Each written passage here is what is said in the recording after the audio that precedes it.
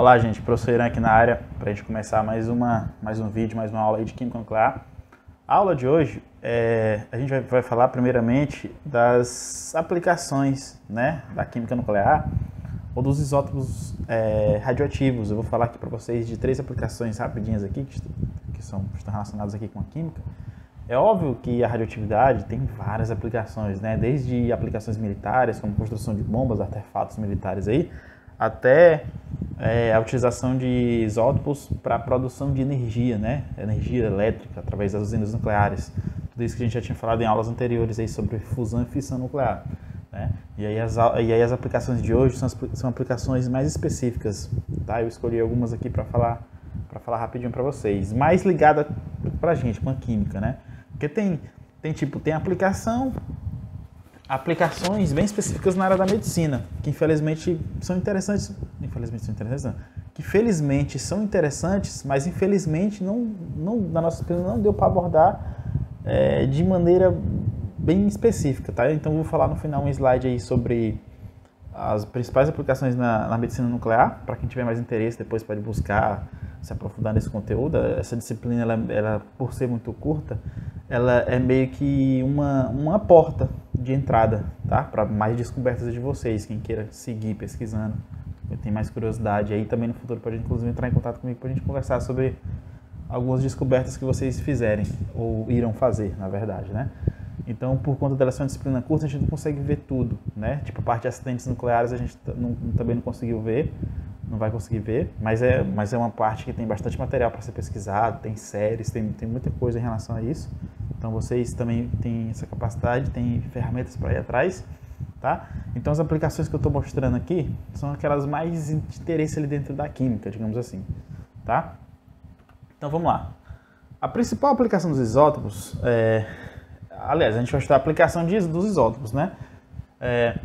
Os isótopos, especialmente os isótopos radioativos, eles são usados para seguir o percurso de um elemento em um processo químico-biológico. Esse processo, esse processo é chamado de marcadores, tá? Você pega uma determinada reação química, um determinado processo biológico, e aí você quer descobrir mais ou menos qual o percurso que um determinado átomo toma no mecanismo de reação, por exemplo, ou num processo biológico. Você faz o quê? Você tenta marcar esse átomo com um isótopo radioativo, e aí você vai monitorar. Então isso é chamado de marcadores, beleza? Tem uma área dentro da química orgânica que estuda especificamente isso, os marcadores isotópicos. Lá na área de geoquímica orgânica, os caras que investigam processo de formação de rochas, que é uma mistura meio de geologia com química, lá na geoquímica orgânica. Eles estudam processo de formação de rocha, processo de formação de petróleo, então eles estão interessados bastante nessa questão de marcadores biológicos, tá? Marcadores biológicos não, marcadores isotópicos, beleza?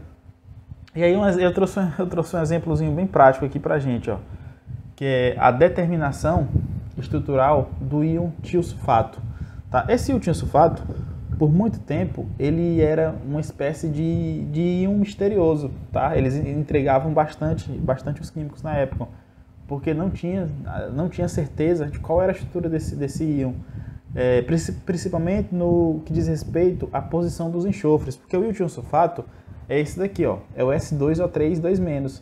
Os químicos da época, que estavam estudando a estrutura do íon tiosulfato, eles não tinham certeza se os enxofres presentes nesse íon eram equivalentes, tá? Dentro da própria estrutura eletrônica, tá? O que quer dizer equivalentes? Era se eles tinham o mesmo comportamento estrutural e mesmo tipo de ligação entre si, tá? Essa era a dúvida que os químicos tinham na época, beleza? E aí, para fazer esse estudo, o que eles fizeram na época? Eles pegaram o íon sulfito, né? Pegaram o íon sulfito, colocaram para reagir com enxofre elementar, que é esse enxofre sólido, e aí conseguiu formar o íon tiosulfato, beleza? Então a formação do íon tiosulfato não tem muito segredo. Você coloca o íon sulfito para reagir com enxofre elementar sólido, e aí ele consegue formar o íon tiosulfato. Esse íon tiosulfato ele também pode ser tratado. O que é ser tratado? Ele pode se desintegrar, ou desintegrar essa não é a palavra, porque se desintegrar a gente vai confundir com química nuclear, e por enquanto não é química nuclear, por enquanto é somente uma diluição, digamos assim, uma decomposição, a melhor palavra é essa. O íon tiosulfato ele pode se decompor se você fizer um tratamento dele com ácido diluído, tá? Com ácido diluído não, com ácido concentrado. Então você vai pegar aqui, ó, o íon tiosulfato, já na fase aquosa, colocar ele para reagir com ácido concentrado, beleza? Representado aqui pelo nosso H+. E aí essa reação aqui vai produzir de novo um íon sulfito e o próprio enxofre elementar, ou seja, vai produzir, a reação vai ser revertida, digamos assim, tá? Vai ter um processo de reação reversível, né? Ele vai dar origem aos íons iniciais, tá? E aí, o que é que os químicos fizeram na época, tá? Os químicos fizeram na época um processo chamado de marcação isotópica, tá? Eles pegaram esse enxofre elementar lá na preparação e, em vez de usar o enxofre que a gente conhece lá, o enxofre 32, o mais estável, ou mais abundante, na verdade, eles usaram o S35, que é esse aqui, ó. Estou marcando aqui embaixo, ó. Então, como é o nome desse processo aqui, professor? Isso aqui é chamado de marcação isotópica. Eu estou marcando um átomo com um isótopo. Por que eu faço isso, professor? Para poder monitorar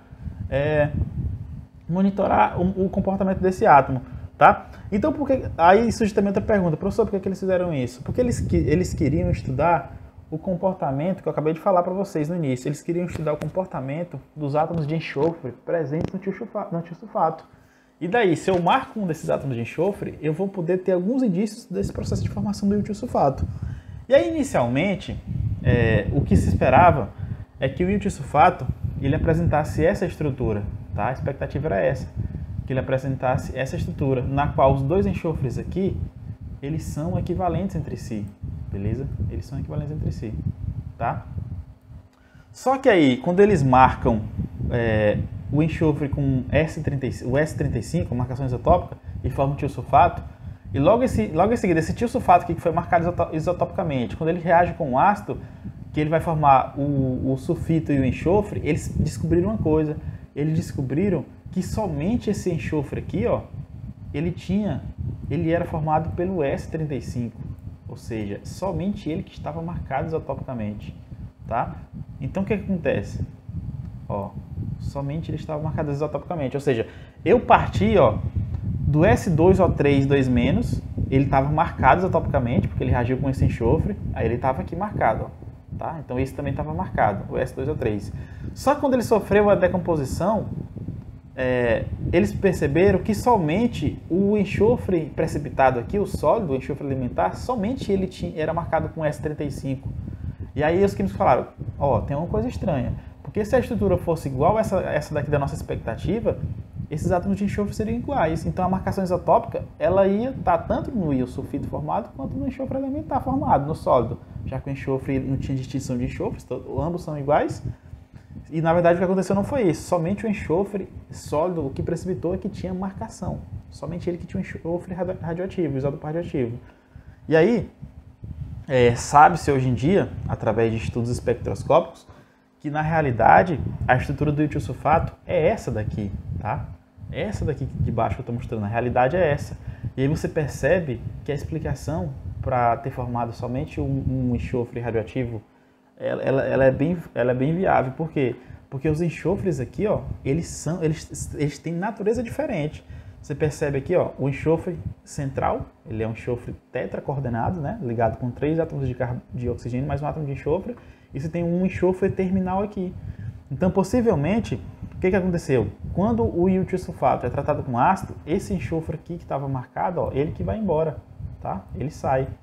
E aí, a estrutura original, ela fica somente com o enxofre mesmo natural, com o enxofre, o S32, digamos assim. Então, por isso que quando ele entra em decomposição, a marcação isotópica vai somente para um enxofre. Por quê? Porque os enxofres aqui, eles têm natureza diferente na ligação química dentro do composto, tá? Então, os isótopos radioativos, eles podem ser usados para esse fim, para determinação estrutural de um determinado composto, determinado íon, determinada substância, digamos assim, tá? Então, essa é uma aplicação interessante dos isótopos radioativos, tá? Essa parte de marcação isotópica. Além da determinação estrutural, tá? Aqui é mostrado a estrutura 3D do enxofre. do iotil-sulfato, na verdade, né, com os dois enxofres com naturezas diferentes, né, só para ratificar aí o que a gente já havia comentado. Só que a marcação isotópica, ela também tem outra aplicação muito interessante, que talvez vocês já tenham visto lá em Química 2, que estuda mecanismos de reação, ou Química 3, eu não lembro qual que é o conteúdo específico que a gente estuda mecanismo de reação no curso de vocês, depois eu vou dar uma olhada, tá? Acho que é Química Orgânica 2 ou 3, tá? Então, a marcação isotópica, ela também serve para dar suporte experimental para os mecanismos de reação. Alguém vai falar, professor, que história é essa? Porque, por exemplo, uma reação química, uma reação orgânica, beleza, a gente já sabe o que é, né? Uma reação química em geral, a gente sabe o que é. Agora, o mecanismo é muito mais complicado de se estudar, né? Porque o mecanismo ele vai mostrar o passo a passo como que uma reação ocorre. Ou seja, como que os átomos se combinam, como que as ligações se quebram, como que os átomos se rearranjam, tá? Então, esse estudo de mecanismos de reação não é um estudo muito simples dentro da química, né? É tão tal que os químicos orgânicos que estudam síntese orgânica, estudam mecanismos de reação, eles sempre estão procurando outras áreas para tentar dar suporte ao mecanismo que eles estão estudando. Tipo, eles procuram fisicoquímica para as pessoas que trabalham com cinética ajudar. Eles procuram os químicos computacionais, para os químicos computacionais tentarem calcular energias de estruturas para ver se essas estruturas são viáveis do ponto de vista mecanístico. Então, os químicos orgânicos que trabalham com síntese, eles estão sempre procurando ferramentas que auxiliem eles nos estudos de mecanismo. E uma dessas ferramentas é os isótopos radioativos. Esses isótopos radioativos, as marcações isotópicas, elas ajudam a monitorar o percurso que um átomo tem desde lá do início dos reagentes até o final dos produtos. Beleza? Então a gente vai ver isso aqui com calma agora, tá? Primeira coisa, eu vou mostrar dois exemplos para vocês, dois exemplos simples e bem interessantes, ó. Primeira coisa, digamos que os químicos estavam estudando aí uma reação química qualquer não, uma reação química específica. E aí os químicos, eles pretendiam saber quais das ligações CO é quebrada durante a reação entre o acetato de metila e água. Aí alguém vai lembrar lá do orgânico, ó. Tá aqui, ó, o acetato de etila, tá? Eu falei metila, eu escrevi metila, mas é etila aqui, ó. Tá? O acetato de etila, tá? E aí, essa reação entre acetato de etila e água, beleza? E aí essa reação formou o ácido acético e o metanol. Lembrando que o acetato de etila aqui é quem? É um éster, né? Função éster, reagindo com água e formando o ácido acético, beleza? E o metanol, que é um álcool, beleza? E aí os químicos, eles estavam interessados em saber qual ligação CO que seria quebrada durante a reação. Será essa reação aqui, ó, CO, ou essa reação CO, beleza? Então aqui a gente tem duas possibilidades, né, de quebra, né? Quem estuda o mecanismo de reação sabe, né? Que fala muito em quebra, aquela questão de quebra homolítica, quebra heterolítica, toda essa questão de fluxo de elétrons. Então existem duas possibilidades para essa quebra aqui, para que ocorra essa reação, tá? E aí os químicos estavam interessados em determinar qual quebra que iria ocorrer, né, aqui nessa reação. E aí, o que eles fizeram? Eles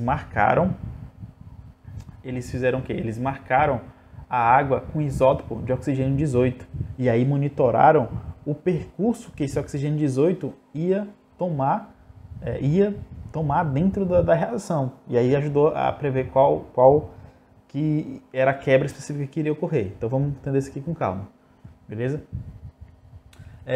Como eles marcaram a água, né? Como eles marcaram a água, vamos voltar aqui, ó. Eles marcaram a água com isótopo 18. E aí vocês sabem, quando ocorrer essa quebra aqui, a gente vai ter a hidroxila, que é o grupo H, entrando de um lado, e o H+, né, entrando do outro lado aqui nessa quebra aqui do éster, tá? Então, se ele marcou isso aqui com oxigênio 18, ele vai mais ou menos saber qual produto vai ser formado. Se ele souber qual produto vai ser formado, já que ele está marcado, ele vai saber onde que foi feita a quebra, nos dois lados. Se foi quebra na possibilidade A ou foi quebra na possibilidade B. Então, a gente vai ver isso aqui com calma agora, tá? Então, beleza, o químico usou água com isótopo oxigênio 18, né? E aí formou esse produto, tá? Formou esse produto. Então, como formou esse produto, ele conseguiu inferir uma coisa, ele conseguiu prever uma coisa. Ele conseguiu prever que das duas possibilidades, A possibilidade que ocorreu a quebra foi na possibilidade A. Por quê, professor? Porque é o seguinte, como apareceu no produto formado esse isótopo 18 do oxigênio, ele prevê assim, gente, se apareceu o isótopo 18 aqui no oxigênio, significa que um dos oxigênios aqui da estrutura original, ele se desfez, ele saiu, e aí entrou o oxigênio marcado com a água, tá aqui. Porque se ela ocorresse a quebra aqui na possibilidade B, os dois oxigênios lá do éster, eles iriam ser mantidos na estrutura, se a quebra fosse na possibilidade B. E aí, se os oxigênios fossem mantidos na estrutura, não ia aparecer o oxigênio 18, que foi proveniente lá da água. Então, como a quebra foi aqui no A, significa o quê? Que somente um dos hidrogênios da estrutura original vai se manter, o outro vai ser trocado, o outro vai vir lá da água, que está com o isótopo do oxigênio 18. Então, através do produto que foi formado, eu consegui prever onde aconteceu a quebra. Por quê? Porque eu utilizei uma marcação isotópica para ver o caminho que o oxigênio percorreu. Tá? Deu para entender, gente? Então é basicamente isso. Se ela ocorresse a quebra em B, ele ia manter os dois oxigênios lá do reagente, do éster. Só que como ele quebrou foi em A, essa quebra em A, ela mantém só um dos oxigênios. O outro oxigênio que aparece é o da água. Por que que é? Por que que é o da água? Porque o produto formado, ele já vem com oxigênio marcado aqui, ó, que veio lá da água. Então esse grupo aqui hidroxila, ele veio lá da água, né? Porque a gente viu, como eu falei para vocês, que a água, quando ela vai reagir aqui nesse processo, ela vai o quê? Vai ter uma hidroxila atacando uma parte do éster e vai ter o grupo H+, atacando a outra parte do éster. Já que lá vai ter uma quebra heterolítica, o par de elétron vai para um lado e o cátion vai para outro, então a gente vai ter a água se decompondo e atacando o éster com esses dois pares de íons, beleza? Então, vocês conseguiram perceber que a marcação isotópica é bastante interessante para estudar mecanismos de reação, verificar onde que está ocorrendo uma determinada quebra, tá? Um outro exemplo, também na mesma linha, no caso da fotossíntese, tá? Por exemplo, a reação de fotossíntese, você já conhece bastante, né? É a reação entre gás carbônico e água para formar a glicose e gás oxigênio, né?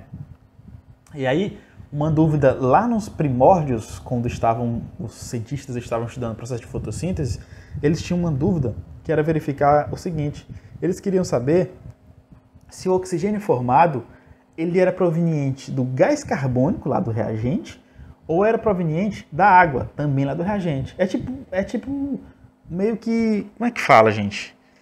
Você tem um produto final, mas você tem duas possibilidades de reagentes para formar aquele produto. E aí você não sabe, você quer estudar para verificar realmente de onde vem. Que isso vai ter várias aplicações práticas do ponto de vista de conhecimento. Você saber que o oxigênio está vindo do gás carbônico ou da água, tem várias aplicações práticas do ponto de vista de conhecimento científico mesmo, né? Já que o processo de fotossíntese é um processo, não preciso nem dizer a importância dele aí para os nossos ecossistemas, né? Para a vida na Terra, né? Para a biosfera, digamos assim, tá? Então eles queriam saber se o oxigênio era proveniente do gás carbônico ou da água. Ou, na verdade, ainda tem outra possibilidade. O próprio oxigênio aqui formado, ele também poderia vir de ambos. Ele poderia vir tanto do oxigênio, ou tanto do gás carbônico, quanto da água. Então, a grande questão era essa, ó, é saber se esse oxigênio aqui, ó, de quem que ele era proveniente de qual das duas espécies lá do reagente, tá? Essa era a dúvida. E aí que foi que os químicos fizeram para solucionar o problema? Falaram assim, gente, vamos utilizar a água com marcação isotópica. Então vamos utilizar o quê? A água com oxigênio 18. O oxigênio é um isótopo do nosso oxigênio 16, que é o famoso, né? Então a gente tem um oxigênio 18. Então vamos utilizar água marcada. Beleza? E aí quando eles utilizaram essa água com essa marcação, eles verificaram o seguinte, que foi formado, quando eles utilizaram aqui, ó, em vez de utilizar água normal, eles utilizaram o quê? A água marcada aqui, ó, beleza? E aí quando eles utilizaram, houve a formação do 6O218. Aí eles falaram assim, tá resolvido o problema.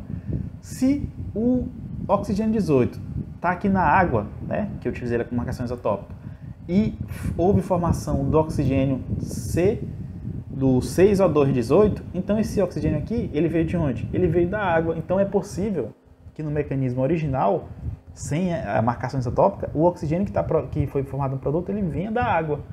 E sabe-se atualmente que realmente ele vem da água, tá? O oxigênio. O mecanismo que acontece dentro do processo de fotossíntese é essa: você tem a água, né? Ela vai ser quebrada através de energia, né? Através de energia luminosa ou fóton. Esse fóton vai quebrar a água, vai formar um ácido, né? 4H+, vai liberar uns elétrons também e vai ocorrer a formação do O2, ou seja, eu vou utilizar energia luminosa, fótons de energia, para decompor a água e formar o O2. E é por isso que o O2, proveniente do processo de fotossíntese, ele é proveniente da água, o oxigênio aqui é proveniente da água. Tá? Isso foi verificado através de marcação isotópica e aí depois confirmado pelo próprio mecanismo reacional. Tá? Outra aplicação interessante, gente, que infelizmente eu já falei no início que não ia ter tempo para a gente falar especificamente de cada caso, é isótopos na medicina. Tá? E aí, para não deixar nenhum material para vocês, eu vou deixar para vocês aqui pelo menos uma tabela, tá? Que mostra os principais isótopos, tempo de meia-vida e as principais utilizações, né? Só para a gente comentar um pouquinho, ó. Os principais isótopos, eles são utilizados na medicina basicamente para duas coisas. Ou para monitoramento via imagem, né? Para monitoramento via imagem, ou para acompanhar basicamente o fluxo de algum nutriente, de sangue, alguma coisa dentro do corpo humano, tá? Você administra essa dose radioativa, você pode, no caso, ingerir ou pode ser aplicada uma dose radioativa, e aí os médicos da área, eles vão verificar como que a atividade dessa dose radioativa vai se comportar no seu corpo, tá? E aí ela vai ajudar em duas coisas: verificar o fluxo de algum nutriente ou para imagem de alguma coisa, tá? Pode ser o quê? Imagem óssea, imagem de órgãos, tá? Então vocês vão perceber que a maioria das aplicações aqui ela é utilizada para isso, para imagem, tá? Tem também aquela questão de espécies radioativas para bombardear células cancerígenas, tem toda aquela história também que já é bastante difundida aí, não só no meio acadêmico, mas no nosso cotidiano, a gente escuta muito falar disso, né? Já virou meio que um conhecimento comum a todo mundo, tá? Então eu estou mostrando para vocês aqui os isótopos, tempo de meia-vida, porque o tempo de meia-vida é bastante importante, tá? Para o monitoramento. Tipo, você colocar um composto tipo Flu 18 com tempo de meia-vida 1,8 horas. Então, o tempo de meia-vida é muito pequeno. Então, você já tem que administrar no paciente e rapidinho já fazer análise, né? Já os tempos de meia-vida maiores, você administra no paciente e você vai ter um determinado tempo para poder fazer as investigações. Beleza? Então, para quem tiver mais curiosidade, eu aconselho bastante vocês estudarem, buscarem algum material que fale aí de aplicação na medicina, tá? Para a gente fugir um pouco da química. É óbvio que nesse slide eu foquei mais aqui na química, que é do nosso interesse, mas também a parte da medicina é bastante interessante. Beleza? Então, eu vou finalizando aqui a aula e até a próxima, gente. Valeu!